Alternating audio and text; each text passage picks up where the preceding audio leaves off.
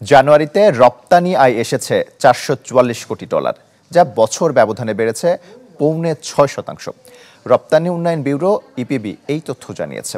তথ্য অনুযায়ী সব মিলে চলতি অর্থবছরের প্রথম 7 মাসে মোট আয় হয়েছে প্রায় $2,897 কোটি, যা আগের অর্থবছরের একই সময়ের তুলনায় বেড়েছে 11.5%-এর উপরে। বরাবরের মতো সবচেয়ে বেশি আয় হয়েছে পোশাক খাত থেকে $2,355 কোটি বছর ব্যবধানে, যেখানে প্রবৃদ্ধি 5.5%। তবে রপ্তানি কমেছে চামড়া ও চামড়াজাত পণ্য, পাট ও হোম টেক্সটাইলে। অন্যদিকে বেড়েছে কৃষিজাত পণ্যের রপ্তানি। উল্লেখ্য, 2024-25 অর্থবছরের জন্য পণ্য থেকে আয়ের লক্ষ্যমাত্রা $4,500 কোটি।